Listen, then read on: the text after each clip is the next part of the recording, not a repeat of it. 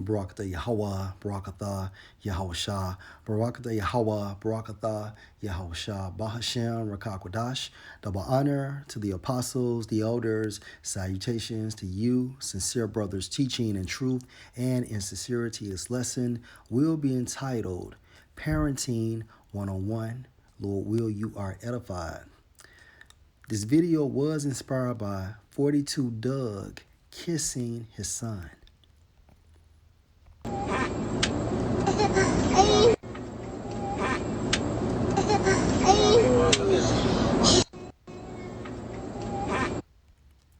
Total madness.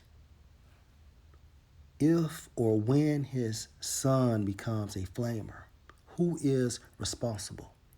Who should be held accountable? 42 Doug. As a father, you are supposed to teach your son how to become a man. However, since 42 Doug is a flamer, he is molding his son to become a flamer. Now we have a prime example, such as Will Smith, and we've seen the end result of Jaden. He's fucked up. Will and his wife sacrificed their children. Dwayne Wade sacrificed his son. And 42 Doug is doing the same fucking thing. This is a form of sacrifice and also a humiliation ritual. All right.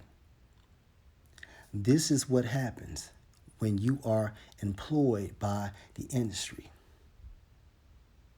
Okay?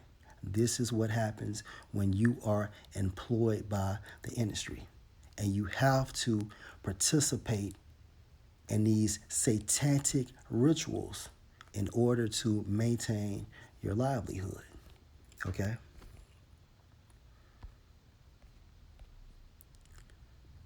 Proverbs 13:1. A wise son heareth his father's instruction. Keep this in mind. But a scorner hear not rebuke. Proverbs 15:20. A wise son make a glad father. Keep that in mind. But a foolish man despise his mother. All right. Now, our case example is Yahushua. Yahushua received instructions from our Father Yahweh, and he executed those instructions. Okay? He executed them. He did everything he was supposed to do. All right? And therefore, as a result, Proverbs 15:20, a wise son make a glad father. And Yahweh was glad. He was proud of his son Yahushua, his only begotten son. Case in point, Matthew 17 and verse 5. While he yet spake, referring to Peter, behold, a bright cloud overshadowed them, and behold, a voice out of the cloud, which said, This is my beloved Son, in whom I am well pleased. Hear ye him. All right. So Yahweh instructed the disciples to listen and obey Yahushua. And Yahweh stated, This is my son, in whom I am well pleased. And the reason why, because Yahushua did everything Yahweh instructed him to, and therefore Yahweh was proud of him. All right? He taught Yahushua how to be a man. All right? Before the world was created. Okay?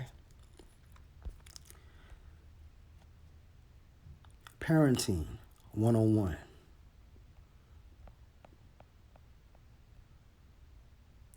He that love his son, Salakia, Ecclesiasticus 30:1. He that love his son cause him oft to feel the rod. Meaning, if your son fuck up, you supposed to whoop him. All right, but not in Esau's kingdom. You know, they have that child abuse hotline. Okay, they tell parents that it is best to talk to your child and not whoop them. No, the scriptures state, he that love his son calls him oft to feel the rod. So when he messes up, all right, you supposed to correct him with the rod. Whether it's a belt, switch, or your hand, okay, or your fist, that he may have joy of him in the end. It's all about that end result, all right? And your son comes out a better man when he has been instructed, when he has been chastised, okay? Verse 2, he that chastises his son shall have joy in him and shall rejoice of him among his acquaintances. And that's literal. He that teaches son grieve the enemy, and before his friends he shall rejoice of him. Though his father die, yet he is as though he were not dead, for he have left one behind him that is like himself. Verse 5, while he lived, he saw and rejoiced in him, and when he died, he was not sorrowful. Right, because this father has taught his son how to become a man. Okay?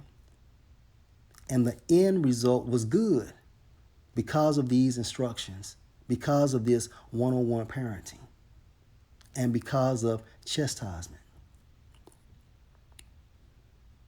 Verse 6, he left behind him an avenger against his enemies, and one that shall requite kindness to his friends. He that make too much of his son shall bind up his wounds, and his bowels will be troubled at every cry. Right. So you don't put your son on a pedestal. All right. You thank Yahweh B'Shem Yahushua for blessing you with your son, but at the same time frame, you know, never put him on a pedestal. All right. And his bowels will be troubled at every cry, meaning your mind. All right. Because now you're heartbroken on how your son is carrying or conducting himself in public, or talking back to you, not following your instructions in the house. Okay. Verse 8, and horse not broken become headstrong, and a child left to himself will be willful. And that's the reason why you have to exercise chastisement as needed. Verse 9, conquer thy child, and he shall make thee afraid. Play with him, and he will bring thee to heaviness. Right. So you don't supposed to play with your son. All right. You be firm with your son. All right. You show your son how to become a man. Verse 10, laugh not with him, lest thou have sorrow with him, and lest thou gnash thy teeth in the end. All right. So when your son is doing wrong, you don't supposed to laugh at it. You correct him. All right. And you don't let him get away with nothing. All right. Because at the end of the day, it's making a bigger fool. All right. It's making a bigger savage, a bigger drug dealer, a bigger trapper. Okay. And at the end of the day, when something happens to him out there in those streets, all right, you are going to be devastated. And then you're going to recall time frames where you should have chastised him. And it starts when he is a child. You can't instruct your son to do something when he's 12, 14, 15, and 16. No, you have to start on his ass as soon as he begins to walk. And you teach him how to be a man. All right? And if you are a prophet, all right, You know, we supposed to teach our sons, you know, the scriptures. All right. So this is parenting 101 on how a father should raise a son and not tongue kiss his fucking neck. All right. Lord will, you're edified. Shalom.